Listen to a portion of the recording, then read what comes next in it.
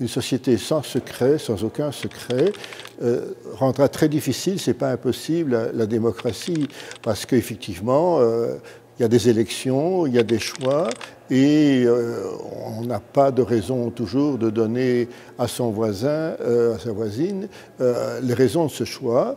Et donc la société à ce moment-là deviendrait assez terne et très moyenne.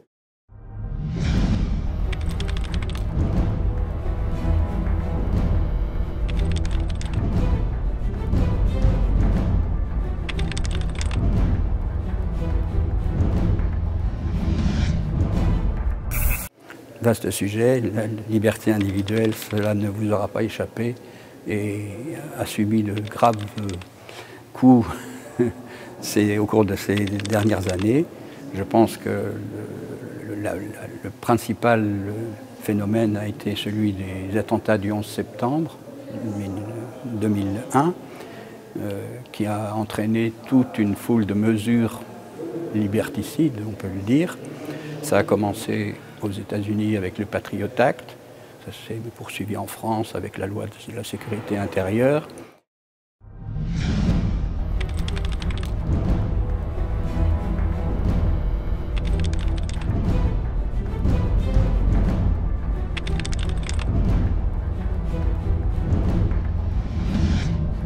Les citoyens sont peu conscients de l'information qu'ils fournissent. Le fait que, par exemple, nos téléphones cellulaires communiquent toutes les minutes avec une antenne pour préciser la localisation, ce qui est quelque part assez naturel, puisqu'il faut pouvoir leur passer une communication, eh bien, lorsque je présente cet élément-là, eh bien, souvent les personnes sont assez étonnées, ce qui illustre bien que la conscience de ce qu'on contribue et qu'on fournit des données qui sont tout de même assez intimes. C'est un peu comme aussi votre compte bancaire, quelles sont les transactions financières que vous faites. C'est aussi, ça révèle des éléments assez intimes, ou les mots de recherche que vous tapez sur un moteur de recherche. Et bien souvent, il n'y a pas toujours conscience que l'on fournit autant de données qui peuvent être exploitées à des fins positives, mais aussi parfois à des fins auxquelles on ne souscrirait pas et qu'on ne souhaite pas se voir développer.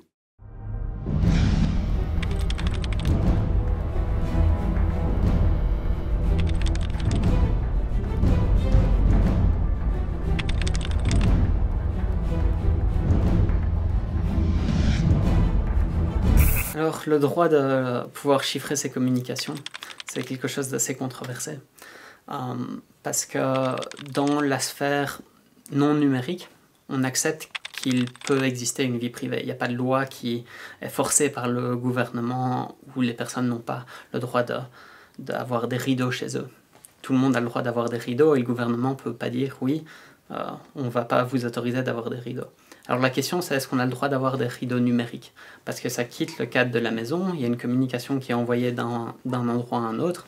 Est-ce qu'on a le droit d'installer des rideaux numériques qui protègent cette information en transport entre l'expéditeur et le récepteur?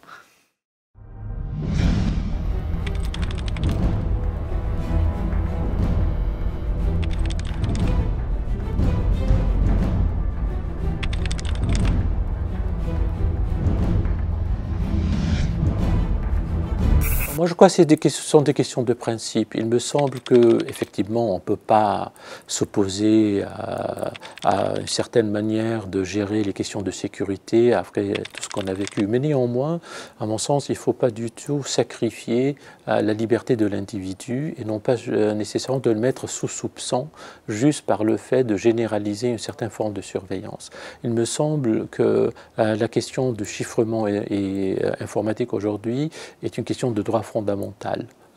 Est-ce qu'on doit avoir le droit de chiffrer sa communication, de ne pas la partager de manière qui soit lisible, sauf dans des cas très très particuliers, très très spécifiques, où il y a des lois, il y a des règles qui sont des normes qu'on peut tous accepter, qui ont évolué après des discussions. La question de est-ce qu'on peut avoir un volet numérique sur ces communications, c'est quelque chose qui va dépendre fortement du contexte. Dernièrement, avec des attaques terroristes et une déstabilisation des pays occidentaux, on voit qu'il y a un sentiment sécuritaire qui remonte où on veut avoir et donner plus de pouvoir aux services de renseignement et forces de l'ordre afin de pouvoir intercepter ces communications. Il reste important de pouvoir communiquer librement. Il faut avoir un espace où les personnes puissent être épanouies de telle manière à ce que deux personnes puissent communiquer sans en permanence devoir craindre qu'elles sont écoutées ou que leurs communications vont être utilisées contre elles.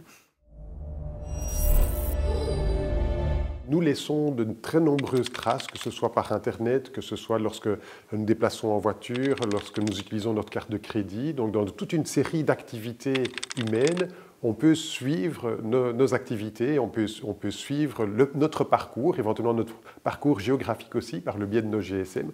Et donc, potentiellement, effectivement, c'est une menace. Et en même temps, c'est une source d'opportunité parce que toutes ces données peuvent être utilisées pour, par exemple, mieux concevoir un transport public, pour mieux concevoir une utilisation rationnelle des transports, pour mieux prédire éventuellement l'évolution d'une épidémie, par exemple. Et donc, il y a à la fois des ressources qui peuvent être utilisées pour une bonne planification et en même temps une menace en termes de vie privée.